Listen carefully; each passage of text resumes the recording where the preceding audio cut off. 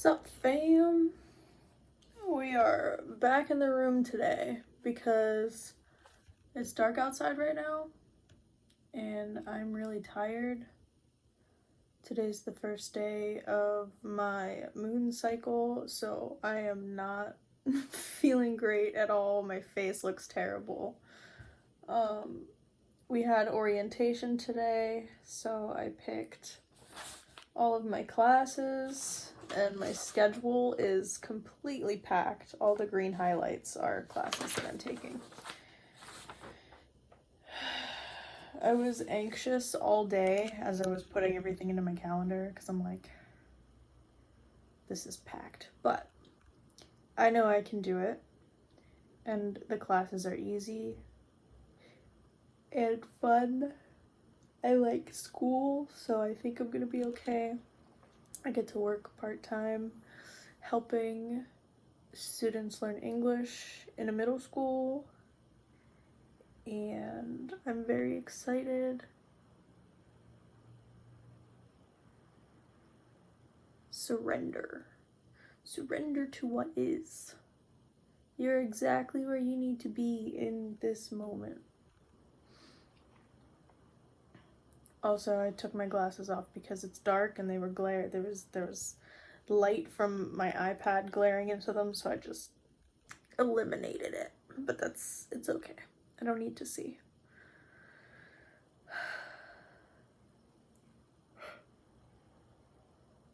Maybe that's a metaphor for something.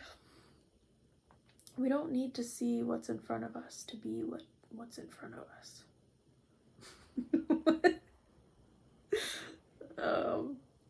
Yeah. Surrender. That's something I've been thinking about recently. Is just being in the moment where you are. Because I feel like we're constantly trying to manifest something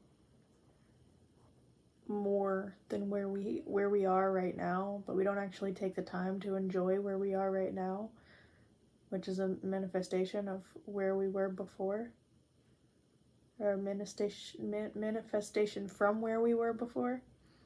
It's kind of what I talked about in my last video.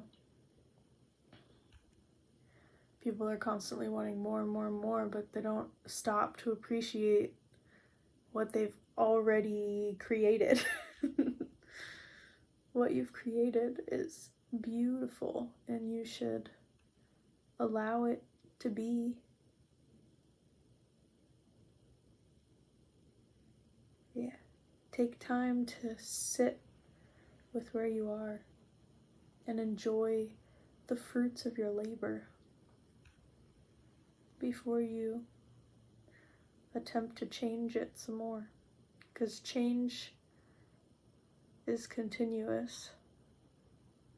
Change is always around us, always occurring. I think the harder part is to sit and be still. I was feeling that earlier today when I was putting all that stuff in my calendar. I was just trying to sit and be in the moment because I'm like, all right, I'm not doing anything right now, but the sensation that I had in my chest where I was like, how am I gonna juggle all of this? But I'm like, I had to stop and think about it, and I'm like, all right, today is Monday. We had orientation. Tomorrow is the 1st of October, which is technically the first day that classes start, but it's a Tuesday. And I don't have any classes on Tuesday, so I have nothing to do tomorrow. Except maybe go shopping for water and notebooks, prepare for the classes. My very first day is my long day, Wednesday. So I go to classes from 8:50 in the morning until 5 p.m. That's a long day. That's my longest day.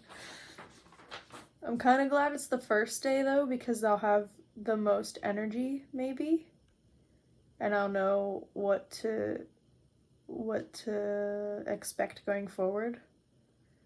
So maybe it's a good thing that it's the first day. But it could also be a lot to handle the first day.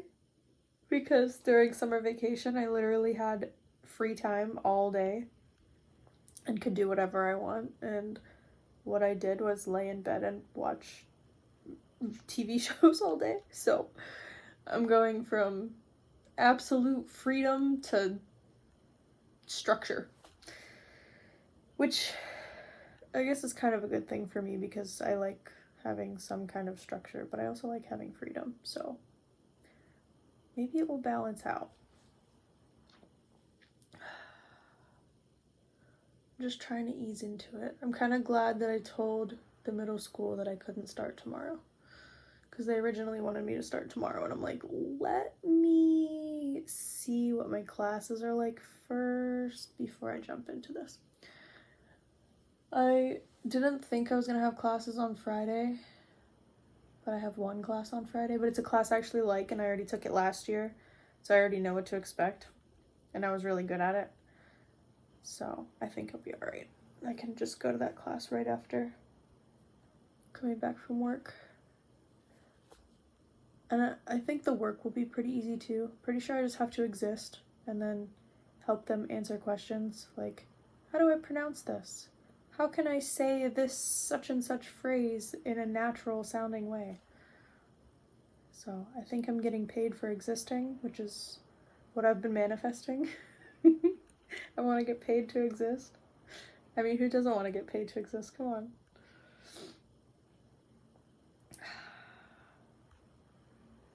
What else? Asking for signs. That was another thing I wanted to talk about. Asking for signs. So, talking with your co-creator, be it your higher self, God, angels, the universe, whatever you want to call the energy that you exist within and around, that enables you to create things around you. Ask for signs.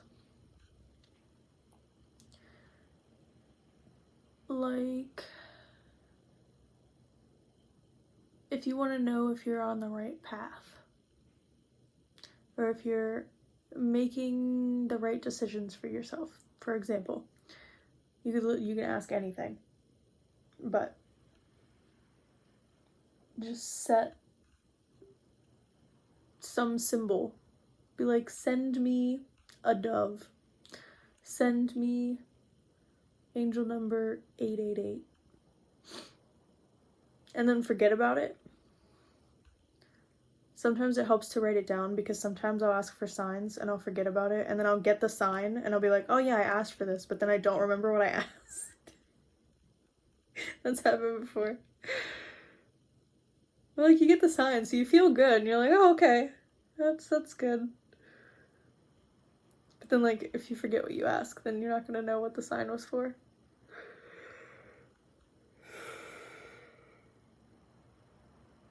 And then you're just gonna question it a lot. So I'm still practicing this, but I wanted to talk about it because I think it's an interesting practice of engaging in conversation with the universe, or with God, or with your higher self. Ask for signs. Pay attention to signs too, because sometimes you'll get signs that you don't ask for. Like this one day, I kept seeing octopi everywhere. Like, I don't even know why. I was hyper fixated on this video on TikTok of this giant squid that they found in the ocean. It's got really looks like Slenderman. I don't know, I was fascinated with it. And then all day I was seeing octopus symbols through emojis, through other videos, other people talking about octopus. It was really weird. And then, like, I had to look up the symbolism of octopus, and it's, like, about intelligence. I still don't know what the message is. For some reason, the universe likes to send me messages in layers. So, like, this one time, recently, I've been going through this, like, spiritual awakening, I guess. And, I mean, it is my Saturn return, so there's a lot going on. But I was seeing lightning symbolism in, like, all the tarot videos that I would watch. Or, like, just random, like, it was storming a lot outside, so there was lightning all the time. Scrolling through Facebook or Instagram, I would see lightning. And I didn't know what it meant. So, later, after a couple weeks of seeing lightning over and over and over again, I saw this video of this pregnant woman, and she was explaining that when the baby drops, it's preparing for birth, but it's a term called lightning. And I was like, oh, if this has something to do with spiritual awakening, I'm about to give birth to whatever new reality is coming my way or something like that. I don't know. But it, like, happened in layers. So, like, it was preparing me. Seeing the lightning was preparing me for something, but I didn't know what it was until I got that second message that was like, oh, you're transitioning. You're giving birth to something new. So, yeah. So now I'm just, like, when I see signs, I, like, try to figure out what they mean, but then I'm like, I don't feel like this is the whole story. This is just a part of the story. It, like, gives me signs in puzzle pieces, and then I have to put them together, which drives me nuts sometimes. But I think it talks to me that way because I process things too quickly. And so if it would just give me, like, the answer immediately, it wouldn't be as satisfying, or I wouldn't fully understand it I don't know. I'm still processing.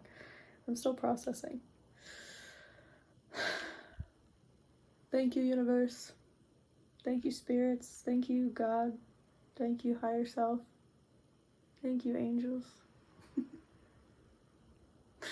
Thanks for your support. Yeah.